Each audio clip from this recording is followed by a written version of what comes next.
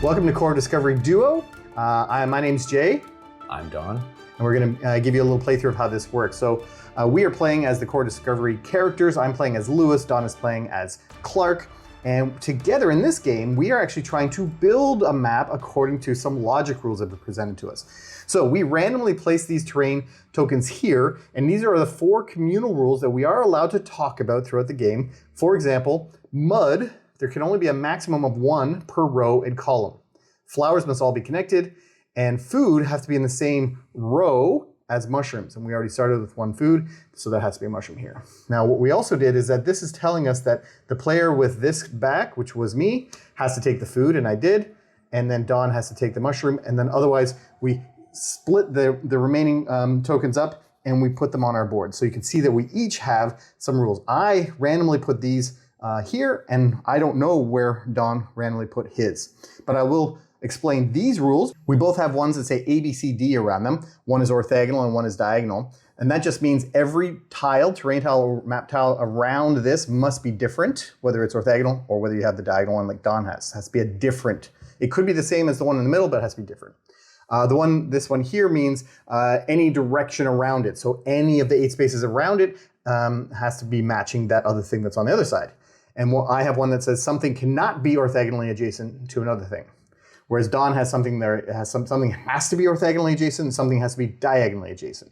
So these are the rules we cannot talk about to each other. We can only use our cards to communicate to each other. And so we're going to start playing the game. It starts with putting out a row of 3 cards into our action row here. We each got 1 card matching the terrains that we start with. So we each get one of those, and we put a little token on it to indicate this is ours, and that's going to come in handy later when we play them out on the board.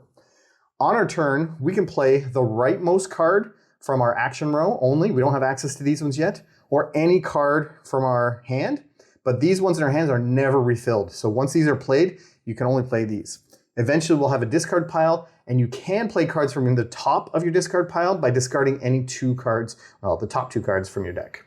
So the game starts with the player playing this color, putting 1 random one from the top of the deck out in the middle, and now it is Don's turn. So Don is going to play. He's going to see, he doesn't know what the rule is for food because I have the food token, and he knows that I have has a food token. So that's not, because I know all of these are the ones that Don has. So he now either has to play that skull or one of his cards from his hand. As Don's thinking, we are going to be making this map bigger and bigger. And as the map grows in size to a 3x3, a 4x4, we're going to get more information about terrains. We're going to get monsters out onto the board. And we're also going to learn where a fort is located. And we'll get into how that happens, because that is how we're going to end the game, is by finding a fort and making sure every terrain exists on the board and all the rules are correct. All right, so he's played a mud from his hand. That's important to note. We know it's his card that he played because it's his color card, so that's going to be important later as we use deduction. But that is the only mud that can exist in that row and column. And he played that there for some reason. It's one of his. I'm trying to wonder why he wants to see. I'm not sure. So I have to play a food,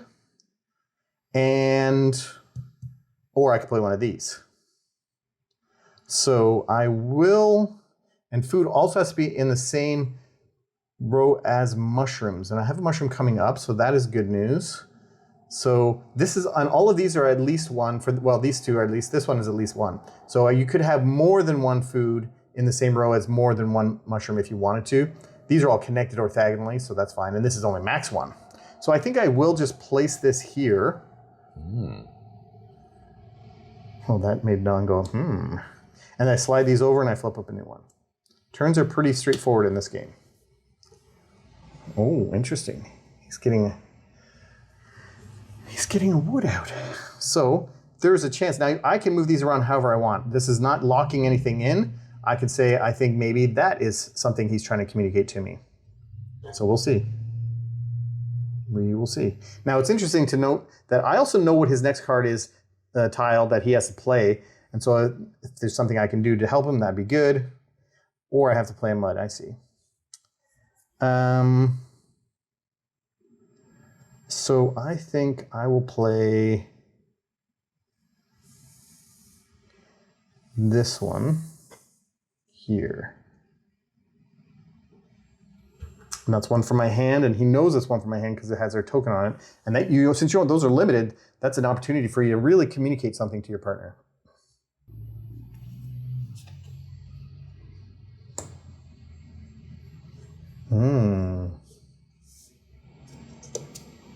So he put that there.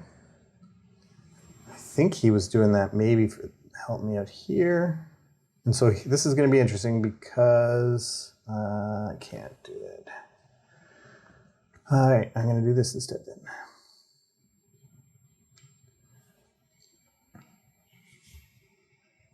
I am going to do this. So I'm placing that there, and you'll notice now that the entire width of this is 4, and we've made 3. So we have now, at the first time ever, reached our 3x3 minimum height. Here it was a 4x2, so we didn't yet create a 3x3 grid. Now, even though it's not a completed 3x3, it doesn't mean that. It just means you've defined the edges of a 3x3. Two things happen. One, we get to flip this terrain tile over, and it's a vine. And because this is here, that matches this icon here. So this goes here. This is one of the half of the rules on how we're going to find a fort. A fort must be adjacent to a vine and something else. We know that something else is not going to be one of these 4 because it's from the same terrain set. It's going to be this one here on the 5x5. These are movable for things that I'll explain later. That is my turn. He's thinking. I can smell it from here. And we can talk about this. And so since Don has mud, I can say, hey, Don, don't forget, there's a max of 1 per row and column. So I can't play it here. That's correct. Or here. But we cannot talk about the fort. We cannot ask each other, hey, do you think it's good that we can build a fort right now? Because it says at least one of each terrain has to exist on the map before we can build a fort, let alone we have to know what the other rule is.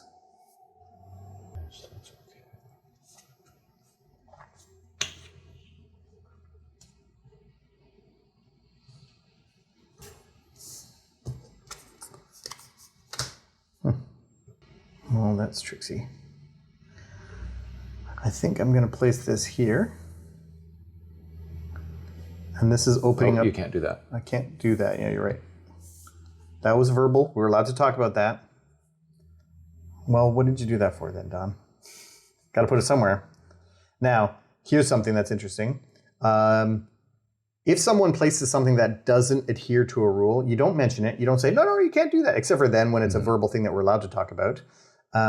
Instead, on your turn, you can remove any card map tile from the board out of the game, and you just have to pay the penalty. And what's the penalty price? Well, currently it's only 2. 2 meaning how many cards you have to discard from your deck. And I haven't mentioned it yet, but the only way to lose this game is running out of cards. If either player cannot play any cards, then you lose the game. So that's why the penalty of losing cards is not good. So it is okay for me to discuss with you where that would be legally placed according to these. Well, obviously I can play it here or here are the only 2 places I can play on this. And there. Yes, and there. Here it'll trigger a monster, right? It'll trigger a monster and a new information, yeah. That is tricksy. So can I use any of this to do anything? Yeah, that's tricky. I want to save that when it's a bit more communicating of information. So I guess I will do this.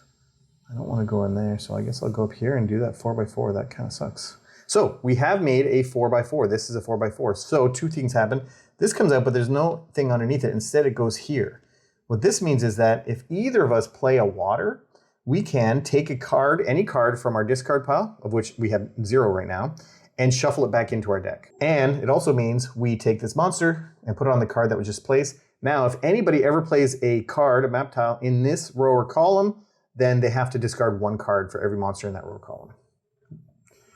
Danger, danger. I get to move this over.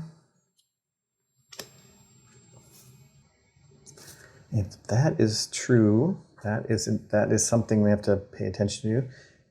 Now, Don has a TP next, which I like because it's one of his, so he has to tell us something about it.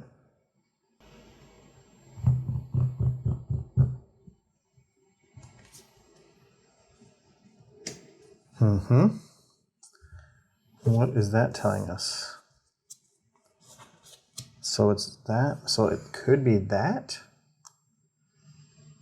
all of this stuff is movable on this board. Like I can move it and I'm not locked in, so I can do whatever I want to do because we don't have these on the board yet. But we will now, starting with this one. So we'll see how that, I think I'm gonna go on this side just because all that mud I'm worried about. So I'm gonna go over here. That is me doing that to help with this rule here. So that this rule, it's fine that there are 2 food and 1, you don't need 2 mushrooms. So this is now a satisfied rule, for example. But it is one of his terrain, so maybe now he can do something with that, maybe. Not saying he has to. Hint, hint, no, you just do whatever you need to do. So if I don't want to play this one. Yeah, the other option is you can discard your entire action row and then refill your action row up with new cards. And so that could be a benefit to get rid of stuff you don't want to play. But obviously, you know, we're losing out on 2 waters, which you don't have a discard pile anyways, but losing out on 2 waters kind of sucks.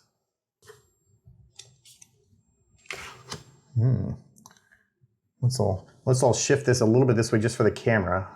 I would just move my thing down in real life, but because of the camera, I want to keep ensure everything's on camera without moving my. There we go. So it does create our 5x5 grid because now we have 1, 2, 3, 4, 5, and 1, 2, 3, 4, 5 wide. So that's our 5x5 grid, which means 2 things. 1, we do get a new terrain, and that is the other half of the rule.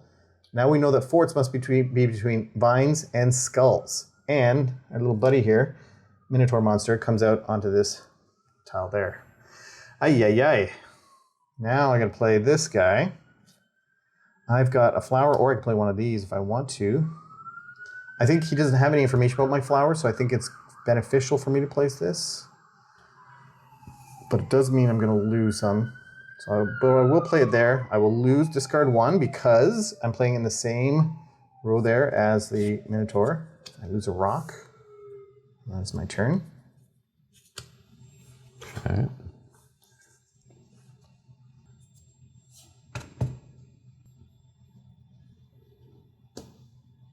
So I have to pay 1. Discard 1, yeah. Discard 1. And because you played water, you could shuffle that back in your deck. Oh, okay.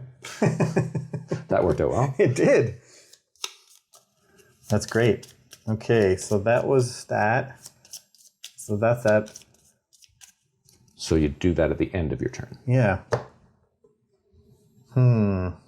So this is interesting. Oh, and then I slide. That can't there. This, I mean, I could do that. We don't know what the rules for this is yet. All right, I'm going to place this here. I'm only down to 2 cards left in my hand. After that, I have to play this. Or again, I can play the top card of my discard pile by discarding any 2 cards. And you have to pay a penalty because you... Oh, no! All right. I mean, if this is all true, then this is what's true here, right? If that's all true. So now we're not really encouraged to grow the map any bigger because it's just adding monsters. It does add new terrains that we will get to draw cards back into from our discard card pile. So there is a benefit, but generally monsters are not good. We're at 6x5 now. So that is a 6x5. Okay. That's good. And I marked this one. I see it. Oh, I see it. I think I'm going to do... and I see what he has coming up. A water, a vine, and a food in that order. That has to be true. So if I put this down somewhere, either I can put it in the same row as the current food and it'll be fine, or put it somewhere new and then we need another food, which I think I'm going to do. At the very least, I have another food, but I see that he has a food. Now I will say we do have one of every terrain out on the map now. This entire one, that's the first condition to get to the end game. At least one of each terrain on the map.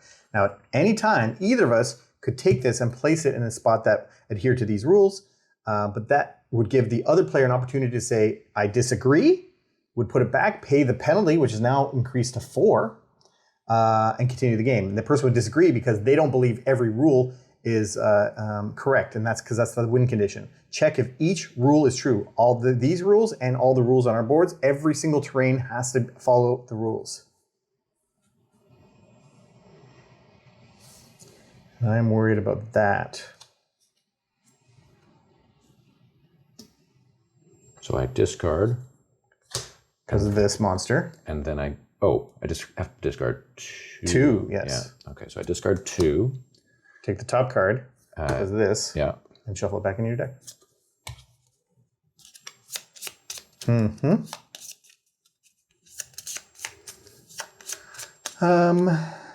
then I slide and flip.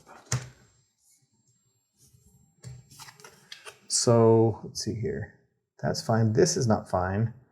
This is fine. If this is true, this is our assumptions. And then I think what I want to do is I'm just going to wipe these 3 and get 3 new ones. I'm going to start with the closest one to me. 1, 2, 3. Okay. I will play this one.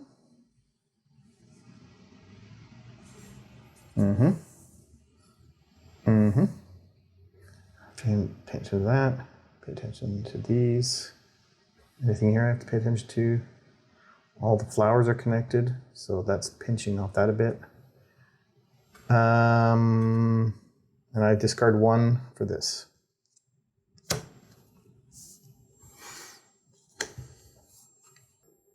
And if I haven't mentioned it yet, but the maximum this board can be is a 7x7. So it cannot get bigger than that.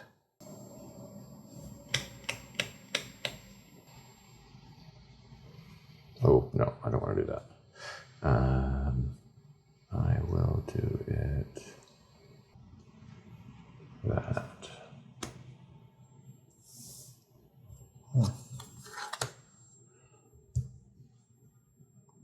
All right.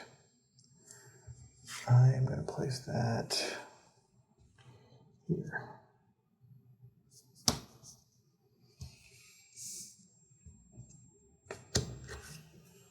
Is there any chance this is this? I don't think so. I hope not. I hope not. Okay, so I'm working on this. Doing that. Yep.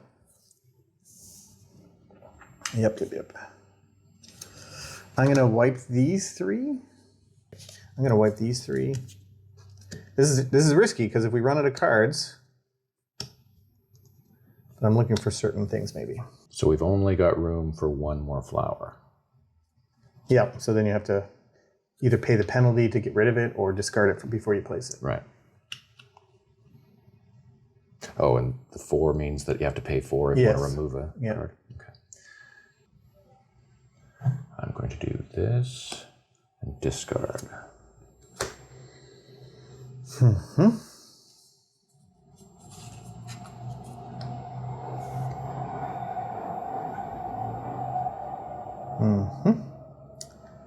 So, and you played here? Yeah, I did. And you discarded 1 for that? I did. Makes sense then. Everything makes sense. I am going to place this here. He said with a question mark. We're still at a what are we at? 7x5. So we haven't triggered our next monster yet. The only way to get this back is playing water, yeah? No, you can discard 2 cards from your top of your deck to play anything on the top of your discard. Okay, I'm going to discard 2 cards. Yep. And play this.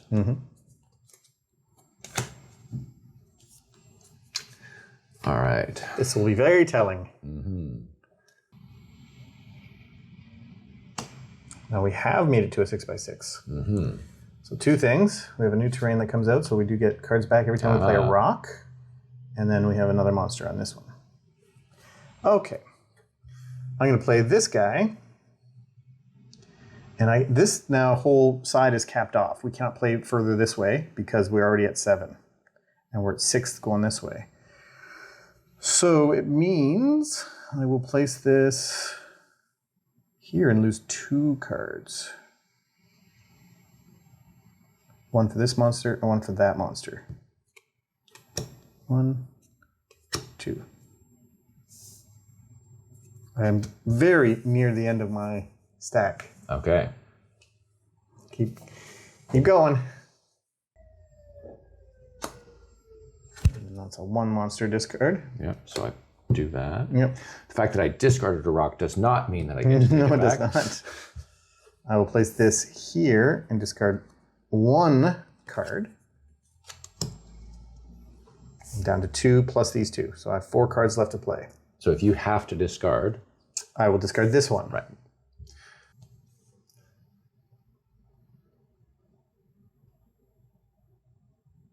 Let's see, I see.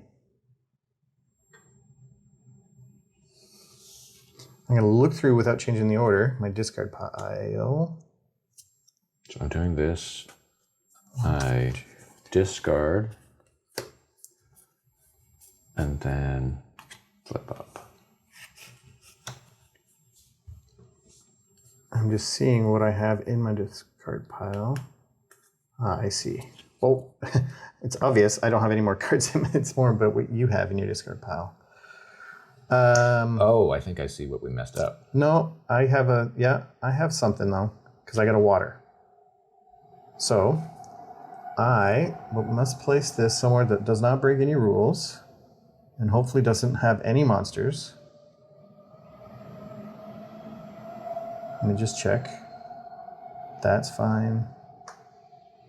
And then I get to take a card, and I think I had one. I saw one. We'll take a vine, and that goes shuffled in my deck, which now just comes here.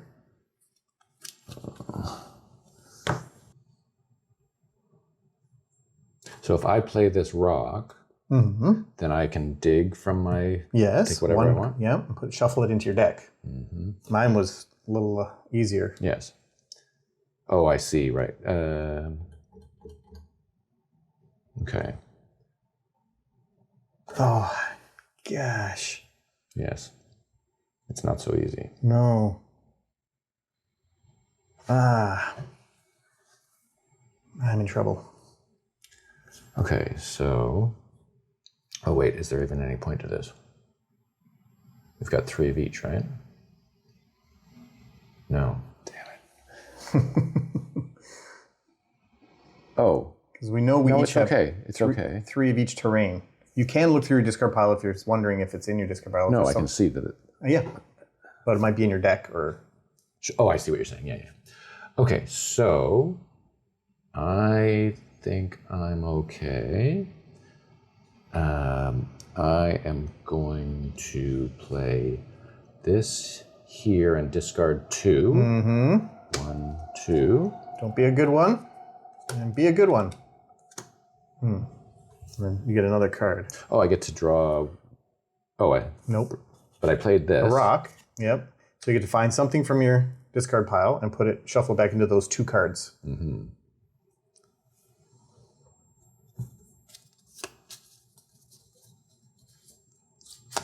So I'm going to take that and shuffle it in here. How many cards do you have in your deck? 3. 3 plus... Because our penalty right now is 5. The problem with me is that if I place this in a row with a Minotaur, I'm going to lose the thing that I just got. Oh, I see. And I can't find a place unless... Oh, the penalty is 5? Yeah. Oh, but I could, like 1, 2, 3, 4, 5, right? So it's possible that I will just place this here and not suffer a penalty. Seems wise. I'm not suffering a penalty. So now it's my turn. Yes. I'm going to remove that Oh, for are no, you? No explained reason. Okay. And pay 1, 2, 3, 4, 5. And I guess those all go in my discard pile. And I'm going to place this here and get rid of one of these cards into my discard pile. Because it was in the Yeah. row. And now I am going to place this here. And then discard 2. Oh yeah, 1, 2. And I don't disagree. I will allow this. Probably wise. Let's review. Is there a max of 1 mud per row and column? Yes, 1, 2, 3, 4. They're all in different rows and columns. Perfect. Are all the flowers connected? All yes, one. they are. Does every row with a hope so. flower have a mushroom? At least one? And that's it. That's the only ones. So let's review what we had See here. if we agree on our interpretations. Okay, yeah, so looks like it. You've got Let's review. flower up there. So flowers, A, B, C, D has to be around a flower. So those are all different. This is correct. Around a skull has to be a vine, which is really screwed us by me putting that there, but I didn't know if we'd have another skull. I probably should have put here and then another skull there so that we had the room for the fort. That was my bad. But this skull has a vine, these skulls have vines, so this is fine. And then water is... This vine has a skull. And that vine has a skull. And water is not adjacent to food, so that's great. And then go through yours. Okay, so the TP has to have different diagonals. So that is true for that TP. And that one only has one. That only has that one. And it should be stated that negative spaces like blanks don't count as anything. So you don't have to have them filled for the ABCD to be true. This was the tough one. And yes, it was. Halfway through, I'm like, if it's not this, we are really screwed. If this was down here or something like that. Okay, so mud and wood have to be diagonal. Yes. Yes. Yes. Yes. Yes. Yes. Yes. We really worked hard on that one. And then this was only through, like, if this is true, this has to be this. And then when you did that, it was like, okay, that's good. We did it. Congratulations. Whew, that was tough close. there. Now, the game is over. We now get to upgrade. And so Clark gets to upgrade from his pack, and I get to upgrade from my pack. We get to choose one of these upgrades. And they'll have a different sun thing in the middle, in the corner, and we'll talk about what that means in a minute. So I could have this, which is a permanent thing, strategic thinking, plus 2 cards in my action row, so I can see more of cards coming up. Or I could have these are all discard to do these effect, like reveal any face down resource tile on the mission board, any face down one. So we can see what the rule is for a fort earlier. That's pretty handy. Play your partner's next card in their action row to the map instead of yours. So I can take their tile and place that. Again, it's once per game. Or you can ask if one rule is correct. I could be like, hey, is the TP the diagonal ABCD? And he'd have to say yes or no. And gain knowledge, swap any revealed terrain token on the mission board or rules board with one of the fort resource ones. So if this was too hard, we could have swapped this and say, let's swap this one for something else. I like the playing your partner's next one. So I'm going to add that to my game and discard these ones. Don, what did you choose? I'm going to take any card from your discard pile and place it on the map. Ah, any card. That's handy. Once per game. Yeah. So that is known direction. So the next time we play the game, these would be slotted into a different section in the box so that you know that this is part of the game, that you have these. And then when you play these, because it has one sun there and one sun there, well, we made the game easier, but we now have to make the game harder. And we have to flip over hazards at the start of the game until the total number is equal to or better than the number of suns we have of upgrades. So currently it's 2, so we've got 1, so we flip another one, 3. So this is our challenge for the next game. We have a secretive fort. Move these tokens 1 to the right. So up here, that's why these are tokens. These now move over so we don't find the fort rules out till a little later. So that's tricky. And then this one, treacherous terrain, flip the rules board over to the advanced side. So this side, we would flip it, and it's going to look pretty near identical, except the only difference on this side is this is all connected and not on the edge. So we couldn't have even put a flower there in that case. So that's what we'd have to adhere to. So all this would be put in the box. And so every character has their own little upgrades path that you can choose from. And speaking of other characters, there are 2 other characters, Sacagawea and York, and they have different rules, like there has to be a pair of matching anythings adjacent to this terrain, not diagonal and in the same row or column. It's the opposite of this one. So whatever, this is a column, that's a row. This just can't be on the edge, whatever it is. And all of these terrains have to be north of all these terrains, and this is just adjacent. And so that is Core of Discovery Duo. Thanks so much for watching our playthrough and checking out our Kickstarter campaign.